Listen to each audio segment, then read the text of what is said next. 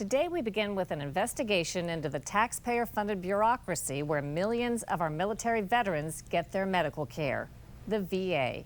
It's a story about the intersection of two Army vets who never met but together exposed what some see as fatal flaws in a troubled system. After 3 tours of duty in Iraq and Kuwait, 28-year-old Nicholas Horner returned home to Pennsylvania a broken soldier. He suffered traumatic brain injuries after multiple explosions. He got blowed back and under a Humvee, and he said he was trying to come out. He thought he was buried. A big poster. Karen and Daniel Horner are Nick's parents. And then one other time, a grenade went off. He was in a Humvee, and a grenade rolled over the roof and went off. Experts say since 2001, as many as 750,000 U.S. military service members have suffered traumatic brain injury, or TBI, from concussive blasts. His personality was just totally off. He changed? Oh, yes. He just wasn't the same anymore. He didn't hardly talk and stuff, and he just wasn't the same old friendly guy. I just don't know what to say. It was different. This is Horner in happier times with one of his children. By the time he was discharged with TBI and post-traumatic stress disorder, the Army had prescribed no fewer than 11 drugs, according to his records, and he reported suffering hallucinations, seizures, depression, anxiety, and flashbacks. He said that he was going to come and work with me at my business, and I thought, oh, that'd be great. And next thing I know, he calls me up one day and he says, I got out, Dad, and I'm in Altoona. I said, what are you doing in Altoona?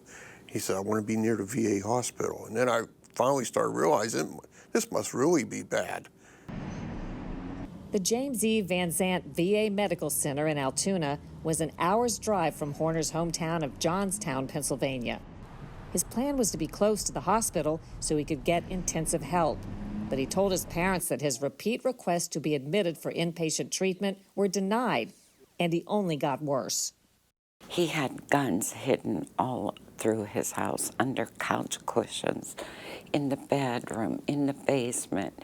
When he'd even go to the bathroom or he was home by himself, he would lock all the doors because he was just so afraid. And he'd hide in the corner even. And cry. Mm-hmm.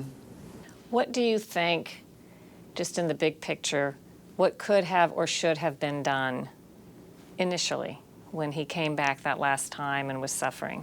The VA should have got him a room in there and put him in there and helped him get off all them drugs and helped him, and treat him for TBI. Horner wasn't the only vet who didn't get the help he said he needed at the Altoona VA Center for his traumatic brain injury. These are high-risk patients that have homicidal, suicidal behavior, self-destructive behavior, so they're supposed to be one-to-one closely monitored.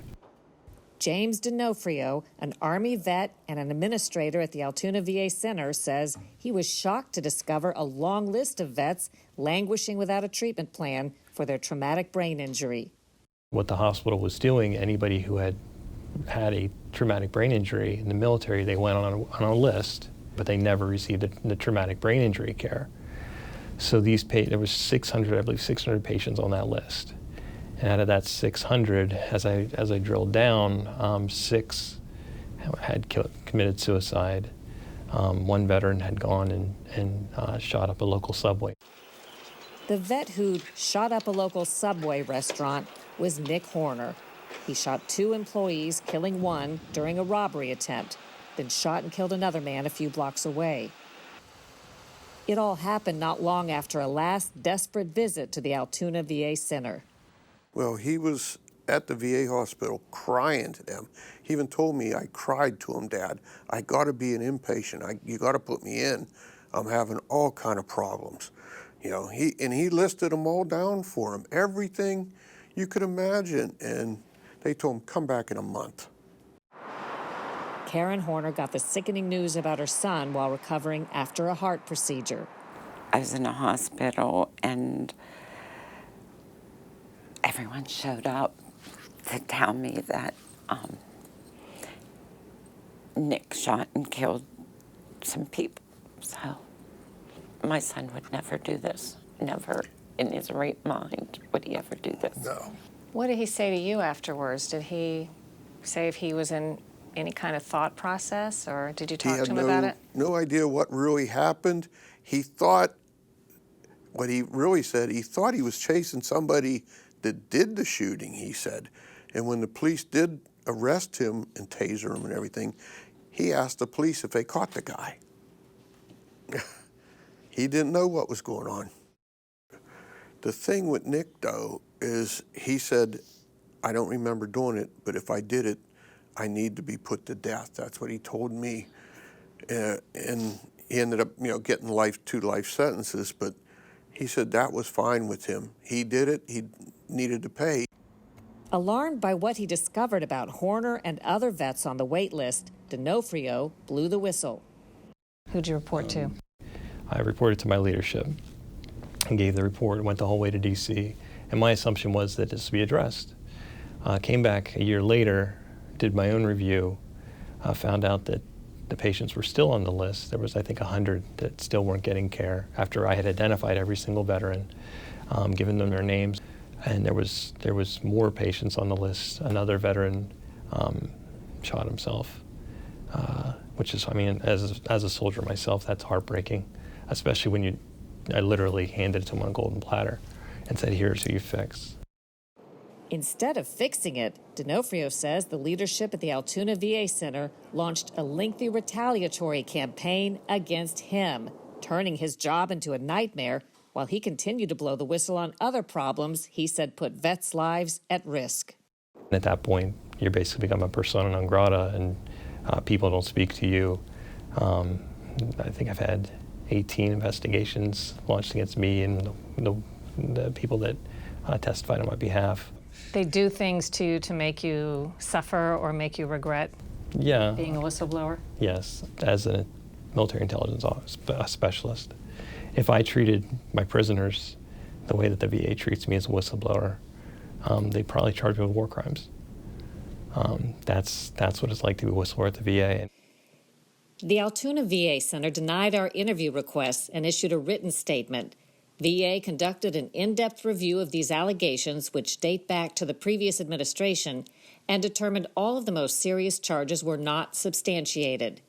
They added the Inspector General, quote, determined VA adequately addressed the allegations and closed its case in 2016.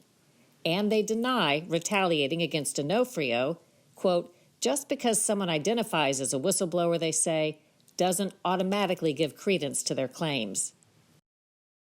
D'Onofrio still works for the VA as he pushes national initiatives to protect whistleblowers and clear backlogs of federal whistleblower cases. Yeah, I kept my job, but we went through hell for 6 years. What makes you stay at a job when that's going on? It must be very stressful. Why don't you just call it a day? If I wouldn't have done it, if I don't continue to do it, who will? There's a final tragic note to the story of Nick Horner, who was still suffering his brain injuries in prison when we began investigating this story. In August, he reportedly committed suicide in prison by stabbing himself with a pen. He was 39. Ultimately, Horner's parents blame a broken system for their son's death and the deaths of the innocent people he shot. If the VA would have done its job, those people would still be alive. Yeah, 3 people would be alive. Mm-hmm. You said he wrote you a letter. What was the gist of that in the letter? How much he loved us and how thankful he was for us. And he even tried to make us smile in this letter.